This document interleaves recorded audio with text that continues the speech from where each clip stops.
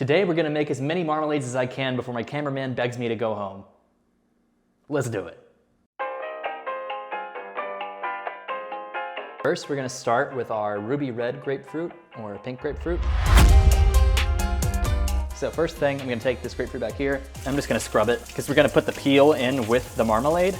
So any imperfections on here, any dirt, anything like that, we don't want that in our marmalade. But yeah, much prettier.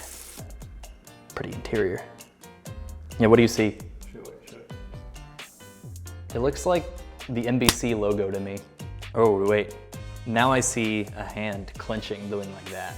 The fourth great ninja war begins now. So since the grapefruit is like a thicker rind than oranges, what I'm gonna do, I think I'm just gonna do some peels of the outside to minimize the zest. So I think this will be less powerful than normal zest would be, because this white stuff here is where a lot of the bitterness is. You actually want to keep the majority of this white stuff on here because that is what is going to make our pectin for our jelly. Now I'm going to say fourth it. And then as for the lime, so I'm going to zest it, not zest it, but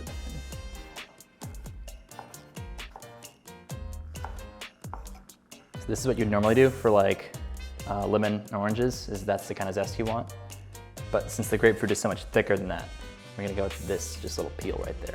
All right, so now we got all our grapefruit here. This is a cheesecloth, and I put it over the container right here. Basically, the cheesecloth is going to let through the juice, but it's gonna trap the seeds and the membrane and everything else.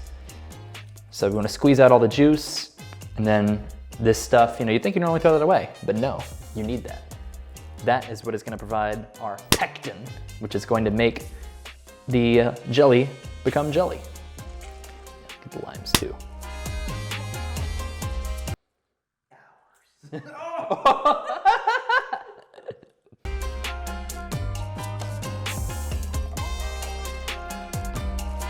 Now, I'm going to tie this off with another piece of cheesecloth I cut off earlier.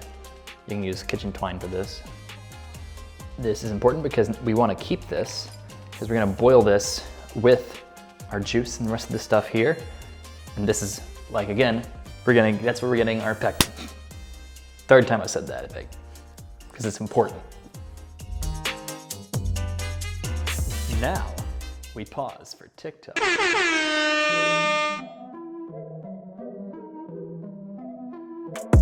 Here we go, at the top of the class on a roll, and it's time to run it up, yeah you know. Maxed out, put the pedal to the floor, ayy, on a roll, here we go. Main thing is I just want the pouch right here to be covered in water, so it'll be boiling at all times, We'll extract that pectin. So you can cover it or uncover it. I think I'm gonna do it uncovered, just because I kind of want to get this excess water off, make it more potent. So, as you can see right here, we have like a little scum forming, which is normal. You can scoop that off if you want your marmalade to kind of be as clear and clean as possible.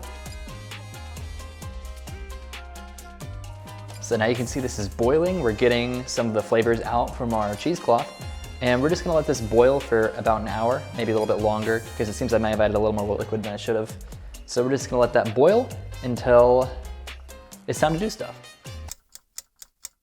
All right, so it's been about an hour, and what we're gonna do to test this to make sure we're ready is I took a little piece of the lime zest from out here, and I'm going to cut it with a spoon, and the spoon cuts it pretty easily. So that means we're good in all of our zests. So what I'm gonna do now is I'm gonna get this cheesecloth out of here somehow. So I need to wait for this to cool down, because the most important thing I need to do is to squeeze this bag to get all the pectin out of there that we've been waiting on this whole time. But to do that, I need this to cool off so I don't burn the heck out of my hands. All right, so now this is cool enough. I'm gonna squeeze it over our pot here. You can see the liquid is like a little different. It's like more white and translucent, and it kind of feels like a feels like kind of like a lubricant when it's on your fingers. Like a petroleum jelly or something. No! That's what good pectin sounds like. All right, now is the final part of making the jelly. We're gonna add our sugar, and then we need to sanitize our jars. I'm gonna add, I think, 4 cups of sugar this time, because the rind is like pretty bitter. And I wanna try one really sweet jelly. So now we are gonna bring this up to about 220 degrees Fahrenheit.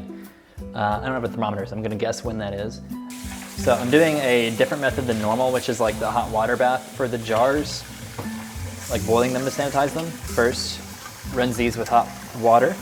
These jars are going to go in the oven at 290 degrees Fahrenheit is what I'm gonna do. It's good for them to be a little bit wet. I think that helps stop them from cracking. And I'm gonna do it while it's preheating as well, to give it a more gradual heating up process.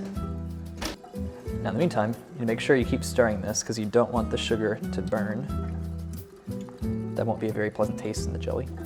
It could be a good idea to give it a taste.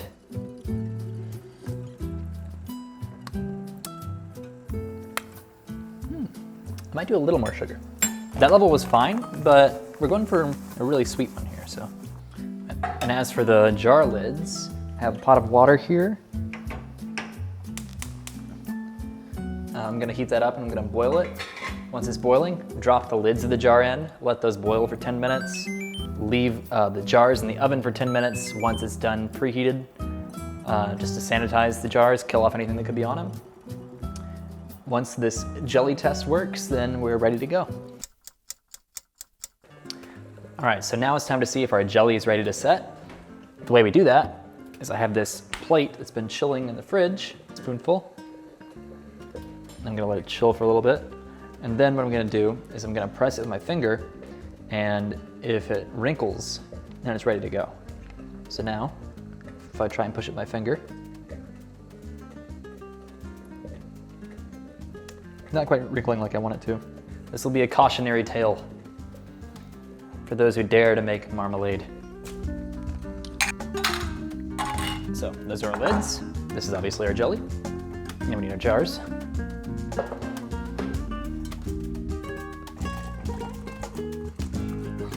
I'll do the quart one first. This one needs more headspace than the smaller ones. Now for the canning process. First thing I'm gonna do is wipe down the lids of the jar with a dry towel. This is just to get off any water or any other kind of thing that might have gotten that wet, because that'll mess with the seal.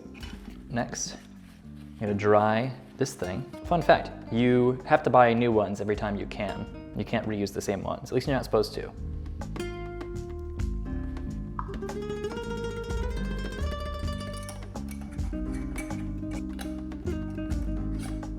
And then you'll be able to tell once they seal. Hear that? Actually, this will make one. Ow. I forgot about that. But as long as you can press in and it keeps bouncing back, and it's like a ding, ding, ding, ding, ding, you'll be able to feel it. It's kind of like a button. But if you press and it doesn't go back on you, then it's sealed. All right, now let's do the other marmalades. We're gonna do the regular grapefruit. See how it compares with the pink grapefruit. I'm sanitizing the jars now. I'll put the oven at like 290. So now we need to start on the jelly, boiling the water for the lids. I think it's gonna end up being about 3, maybe 4 cups of sugar.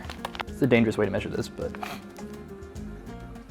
that was more than 2, and that was more than 3.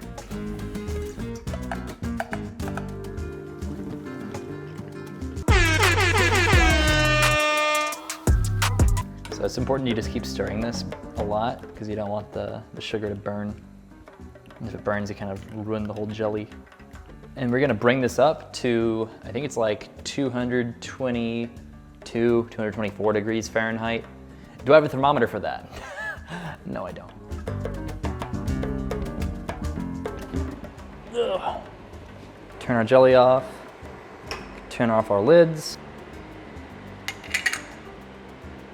That's cool. I feel like I can see it congeal a little on the surface. I already did our little freezer trick.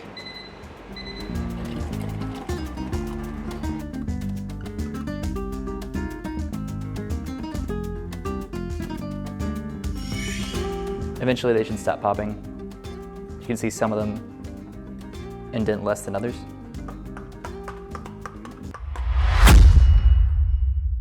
All right, so next we are going to do a bitter orange marmalade.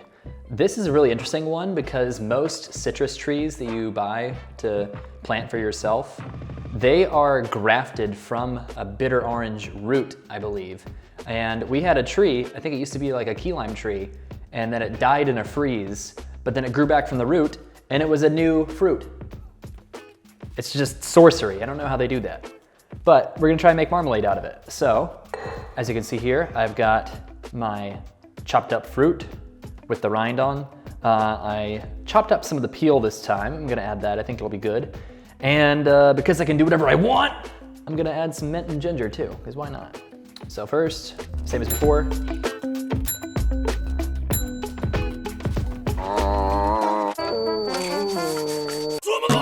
Take our juice. This is 1 pint, 1.5 quarts.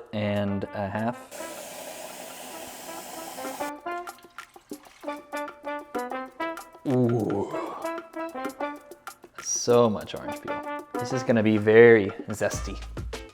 I'm gonna do this on medium. Ginger, this is optional, and mint, which is also optional.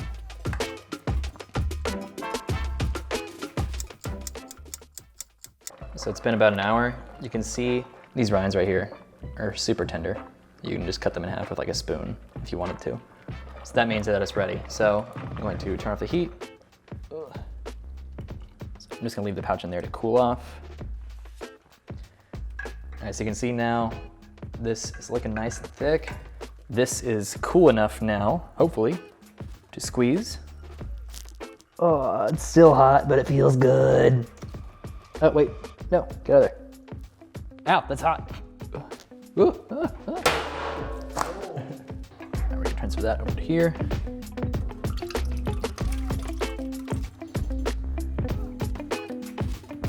Oh, this one's gonna be really good.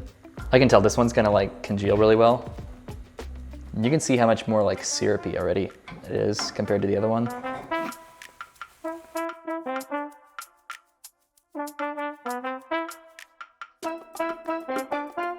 So you can see over here now, you missed the film. There's like a film on the top because I turned it back down to low because this is like definitely done. You can tell it's just kind of a little gelatinous.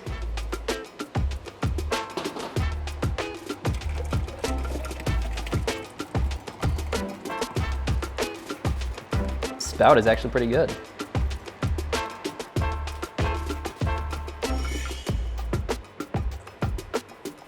And finally, we are gonna do the tangerine, one of my personal favorites, and it's the tree my parents have had the longest. Also the sweetest of the bunch. Let's see how that goes.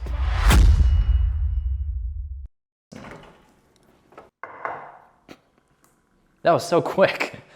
But wait, we're not done. We have to do the taste test. All right, we're gonna go get some fresh bread. I have it already. I don't have a toaster. Oh, here's the fun part. You ready? You're gonna hear a sound when you open this. Ooh, look at that. It's solid. It's solid, it's congealed. All right. Grab which one you want and bon appetit.